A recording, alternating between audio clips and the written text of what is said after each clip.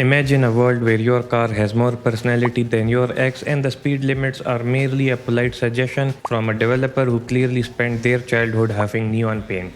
Welcome to Nullplayer Paradox, I'm Castigator and today we are putting Screamer 2026 through the weighted reality check of dynamic categories. This lovely little piece of digital chaos was birthed by the developers and publishers at Milestone, and it has been unleashed upon Windows, Xbox Series X and S, and the PlayStation 5. It is a high-octane reboot of a game from 1995 that is now trying to convince us that anime is the future of racing, similar to what Need for Speed Unbound tried to do, and we know how that ended up.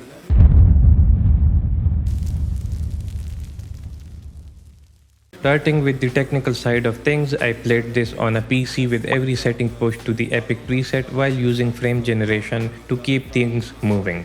The performance is actually quite smooth and optimized, which is a miracle in an age where most games launch as a broken pile of code. There was no stuttering and the frame drops were as rare as a humble billionaire. However, it is not all sunshine and rainbows because the vegetation has a nasty habit of popping into existence right in front of your face on the desert and forest tracks. It is like the trees are playing a very annoying game of hide and seek. I also noticed the smoke and fog textures at times flickering like a dying light bulb, which really ruins the immersion when you are trying to look cool. When it comes to bugs and crashes, the good news is that the game did not crash a single time. It is stable as a rock, which is more than I can say for most of the people I know, but do not get too comfortable because the visual glitches are definitely attending the party. I saw the screen blinking and the background animations blacking out during dialogue and gameplay a few times. The smoke near the front tires like to glitch out during drifts, and some cars have a shift button that flickers constantly. It makes hitting the correct gear feel like a game of whack-a-mole where the mole is invisible. I even experienced a random 360-degree slip in the middle of a race for absolutely no reason. It was as if the ghost of a disappointed driving instructor decided to take the wheel. The controls are where the game really tries to hurt your brain. It uses a twin stick layout where the left stick steers and the right stick manages the angle and depth of your drift. It is responsive, but it feels like trying to pat your head and rub your belly while solving a quadratic equation. It is fresh and weird, and they do give you plenty of adjustment settings if your brain cannot handle the manual labor. But once you unlock more abilities in the story mode, the whole thing becomes a complete mess of inputs. At times the controls feel like they have stopped listening to you entirely because there is just too much chaos happening on the screen at once, but thankfully it was rare enough to not cause problems much. The story is a bit of a tragic comedy. It is decently engaging and has some high points with tense moments, and the ending sequences are actually quite energetic. The writing is decent enough, and the Japanese studio Polygon Pictures did a fine job with the cutscenes, but the developers seem to have forgotten that this is a racing game. There is far too much talking and not nearly enough actual driving. Most of the races in the story are just mini tutorials that drag on forever. They force you to complete weird objectives like knocking out specific teams instead of just letting you win the race. It feels like being stuck in the longest driving lesson of your life just so you can finally unlock the characters and car parts that are held hostage behind a progression wall. The sound design is actually the star of the show here. The engine sounds are decent, but the music is absolutely fantastic. I genuinely love the variety of voiceovers available in all major languages. It is a rare treat to hear such high quality audio work in a genre that usually just gives us generic electronic music and grunting drivers. There is nothing bad to say here. It is loud, it is proud, and it does not make my ears want to go on strike. Ou de ce monsieur A.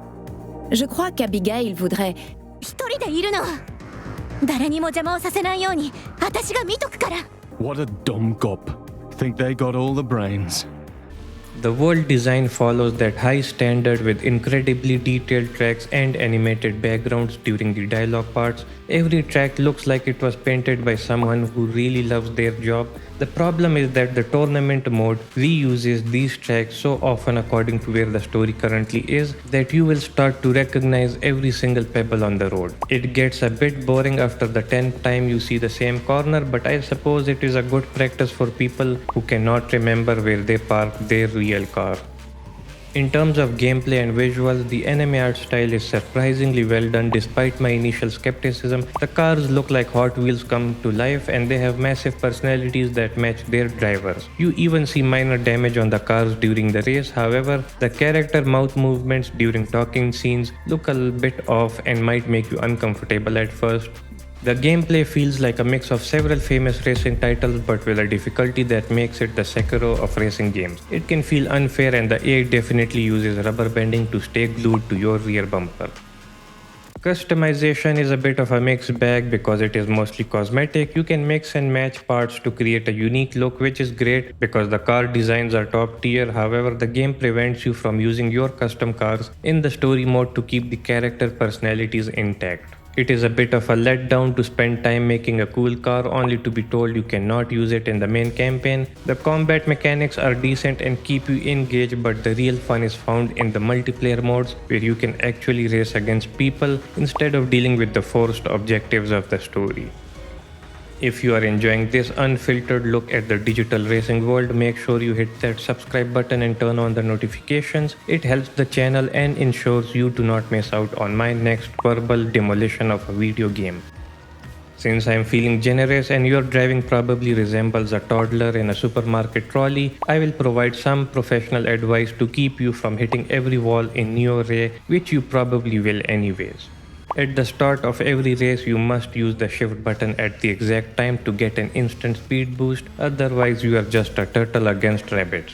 You should practice until the feel of the drive becomes muscle memory because focusing on the buttons is a one-way ticket to a fiery wreck. I highly recommend that you change your button layouts to suit your needs. You need to be able to aim your strike ability without taking your fingers off the sticks or the throttle unless you enjoy being useless and slow. Here is the controller layout that I ended up using and performing my best on.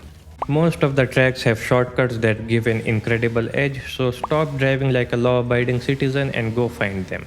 Do not blindly use your boost like a child with a new toy. Instead, look for long straights to take full advantage of the extra speed. At the very least, you should avoid boosting in sharp corners or hairpins unless you want to waste all of the free power. You can also utilize your strike ability as a smaller boost when you can afford the resource. Even though the story mode feels like a very long tutorial, I recommend playing through the entire thing because that is the only way you will unlock all characters and car parts. Now try not to embarrass me on your next multiplayer race.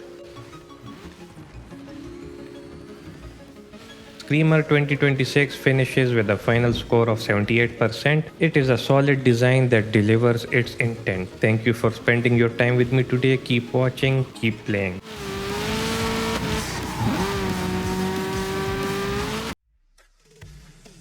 Thanks for watching. If you liked what you saw, don't forget to like the video, comment or subscribe for more. It really helps the channel out and I truly appreciate it a lot. Take care, keep watching and keep gaming.